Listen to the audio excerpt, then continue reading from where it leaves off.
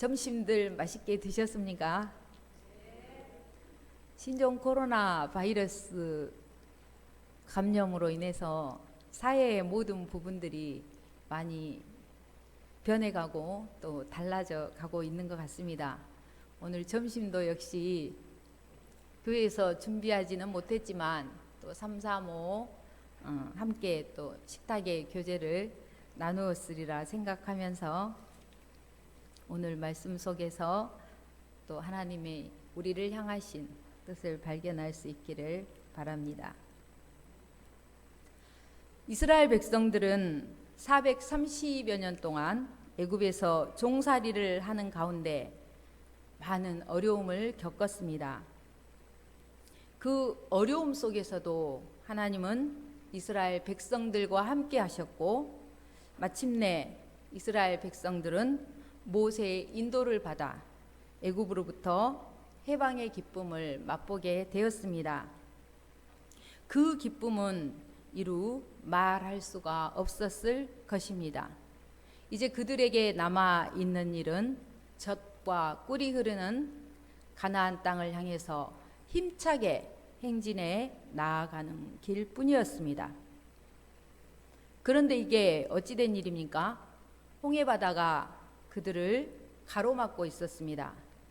그들이 앞으로 전진할 길을 찾지 못하고 있는 가운데 바로의 군대가 뒤쫓아왔습니다. 이스라엘 백성들은 물에 빠져 죽든지 아니면 포로로 잡혀가든지 해야 하는 절망적인 상황에 처한 것입니다. 그들은 두려워하며 여호와께 부르짖었고 또 모세에게 이르되 애굽에 매장지가 없어서 당신이 우리를 이끌어내어 이 광야에서 죽게 하느냐라며 원망을 토해냈습니다. 그때 모세가 하나님께 부르짖자 이스라엘 자손에게 명령하여 앞으로 나아가게 하고 지팡이를 들고 손을 바다 위로 내밀어 그것이 갈라지게 하라고 하나님께서 말씀하셨습니다. 모세가 손을 내밀자 큰 동풍이 밤새도록 물러가게 하시니 물이 갈라져 바다가 마른 땅이 되었다고 말씀하고 있습니다. 이스라엘 백성들은 남녀노소 할 것 없이 바다 가운데를 육지로 걸어가게 되었습니다. 그리고 모세가 다시 바다 위로 손을 내밀어 기도하자 물이 그들의 뒤를 따라오던 애굽 사람들과 병거들과 기병들을 덮어 모두 다 물속에 수장시키고 말았습니다. 오늘 우리들도 인생을 살다 보면 이와 같은 홍해를 만날 때가 있습니다. 하나님께서는 우리가 이 홍해를 건널 수 있도록 우리에게 예수님을 보내주셨습니다. 그래서 모세에게 지팡이를 주신 것처럼 우리에게는 예수 그리스도의 십자가가 있는 것입니다. 모세의 손에 붙들린 지팡이가 하나님의 권세와 능력으로 역사한 것처럼 우리 손에 들려있는 십자가가 하나님의 권세와 능력으로 우리의 가슴에 출렁이고 있는 홍해 바다들을 갈라놓게 되는 것입니다. 우리는 인생을 살아오면서 우리의 가슴 속에 건너지 못할 홍해가 있음을 때때로 절실히 느끼고 살아갑니다. 우리의 죄악으로 인한 갖가지 문제들이 너무너무 많습니다. 이러한 수많은 죄의 문제들은 우리의 마음속에서 깊은 홍해를 만들어 버리기도 합니다. 그래서 하나님의 깊고 넓은 은혜의 바다로 나아가지 못하게 합니다.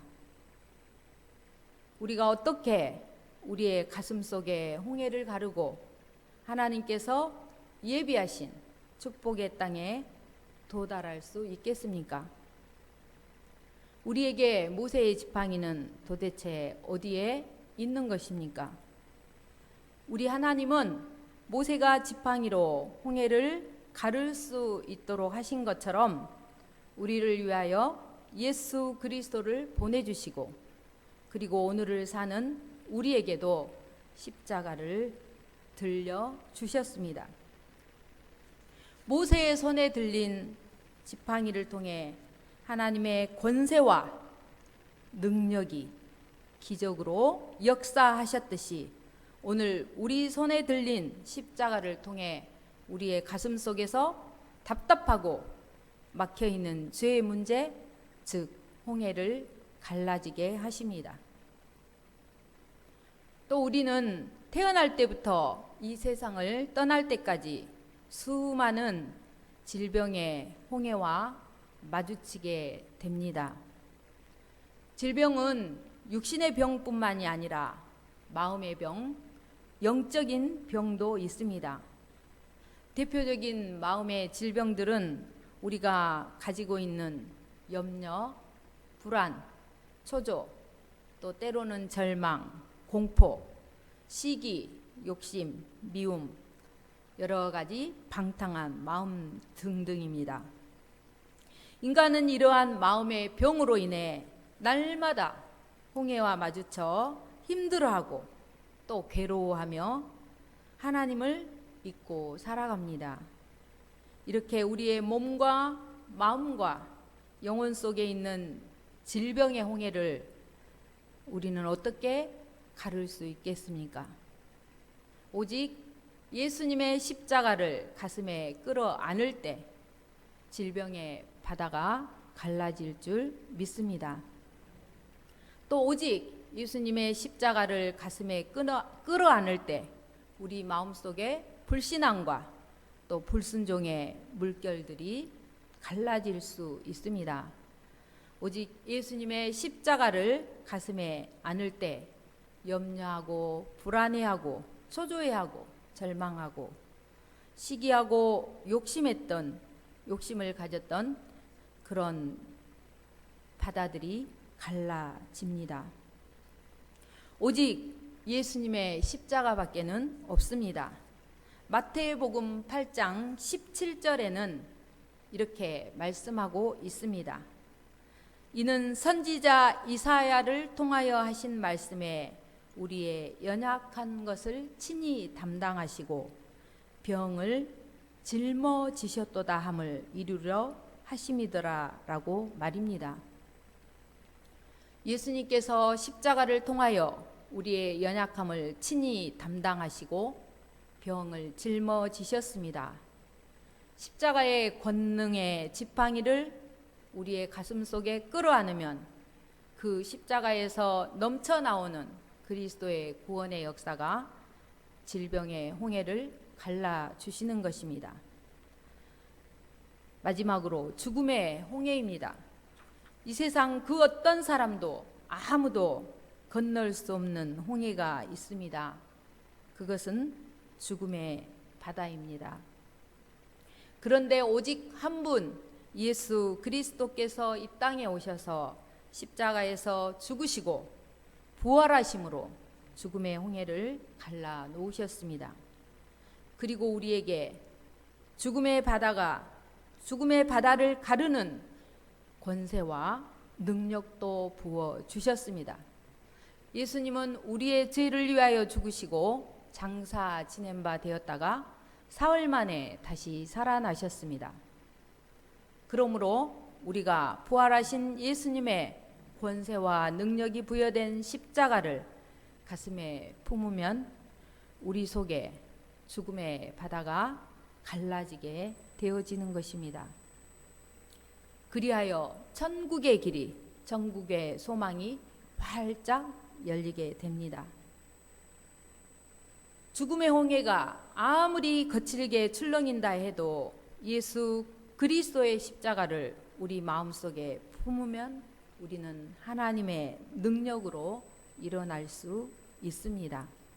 십자가의 능력으로 일어나서 사망의 세력을 물리치고 천국의 아름다운 길을 향해 나아갈 수 있기를 소망합니다. 오늘 본문 18절을 같이 읽겠습니다. 18절 같이 읽겠습니다. 십자가의 도가 멸망하는 자들에게는 미련하는 것이요 구원을 받는 우리에게는 하나님의 능력이라. 아멘. 우리는 보잘것없고 아무것도 할 수 있는 게 없습니다. 지혜도 부족합니다. 세상에도 무지합니다. 그러나 그래도 좋습니다.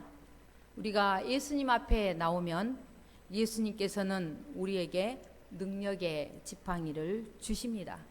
바로 십자가의 지팡이인 것입니다. 우리가 이 십자가를 의지하면 젖과 꿀이 흐르는 동산으로 들어가게 됩니다. 십자가만이 좌절과 절망과 죄로 출렁이는 홍해바다, 낭패와 실망과 저주의 홍해바다를 가르고 젖과 꿀이 흐르는 땅으로 이끌어주는 하나님의 능력의 지팡이가 됩니다. 이 십자가를 의지하면 사망도 음부도 물러갑니다. 죽음의 출렁이는 홍해바다가 갈라지고 그곳에 천국의 길이 열리고 하나님의 사랑이 임하게 되는 것입니다. 이러기에 우리는 십자가의 도를 떠나서도 십자가의 도를 버려서도 안 됩니다. 예수님은 33년 동안 사시면서 구원의 십자가를 우리를 위해 예비하셨습니다.